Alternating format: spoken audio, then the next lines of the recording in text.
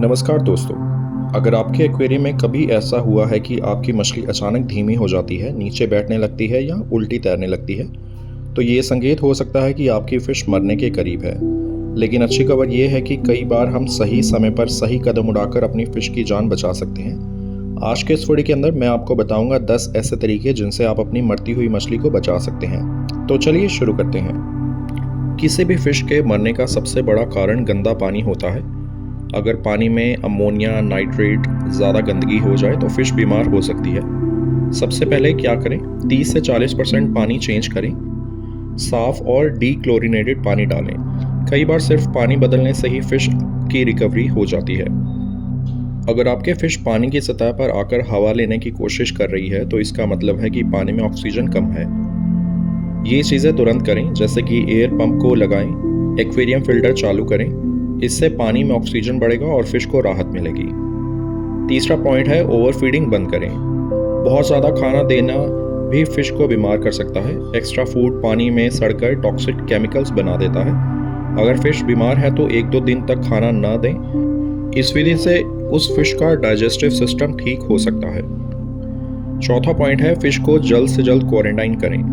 अगर एक्वेरियम में सिर्फ एक फिश बीमार है तो उसे अलग टैंक में रखना बहुत ज़रूरी है। इसे क्वारंटीन टैंक कहते हैं या हॉस्पिटल टैंक। इससे बीमारी दूसरी फिश में नहीं फैलेगी और बीमार फिश को इलाज मिल पाएगा। पांचवा पॉइंट है, एक्वेरियम का टेम्परेचर सही रखें। टेम्परेचर अचानक बदलने से फिश को शॉक लग सकता है। ज़्यादातर ट्रॉपिकल फिश जैसे कि गप्पी, मॉली फिश को 24 to 28 डिग्री सेल्सियस का टेम्परेचर ही चाहिए होता है। एक्वेरियम हीटर से टेम्परेचर स्टेबल रहता है। छठा पॉइंट है, एक्वेरियम सॉल्ट का इस्तेमाल करें। एक्वेरियम सॉल्ट कई फिश डिजीजेस में काम करता है। ये स्ट्रेस कम करता है, माइनर इन्फेक्शंस को रोकता है। इसे सामान्य मात्रा में ही यूज़ करना चाहिए, यानी कि 1 टीस्पून सॉल्ट पर 4 to 5 लीटर वाटर। लेकिन हर फिश के लिए सॉल्ट सही नहीं होता, इसलिए पहले चेक करें। सातवां पॉइंट है, फिश की डिजीज़ को पहचानें। कई बार फिश मरती नहीं है बल्कि किसी बीमारी से परेशान होती है। तो फिश में जो कॉमन डिजीज़ होती हैं वो होता है वाइट स्पॉट, फिन रॉट या फंगस। अगर सिम्टम्स दिखें तो तुरंत फिश की मेडिसिन का इस्तेमाल करें। आठवां पॉइंट है, एक्वेरियम ओवरक्राउडिंग से बचें। ये बहुत इंपॉर्टेंट पॉइंट है। अगर टैंक में बहुत ज़्यादा फिश होगी तो ऑक्सीजन कम हो जाएगी, स्ट्रेस बढ़ेगा और डिजीज़ फैल सकती है।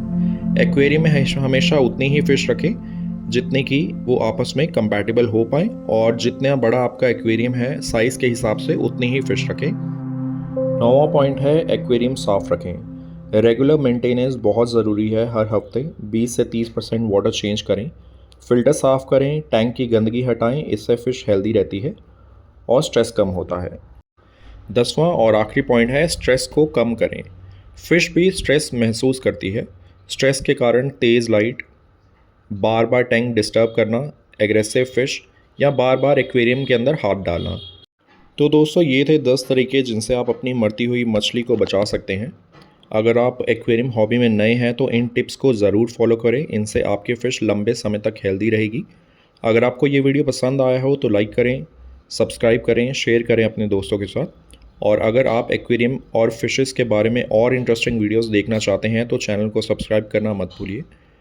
हम मिलेंगे अगले वीडियो में एक और अमेजिंग फिश टॉपिक के साथ में। तब तक के लिए धन्यवाद।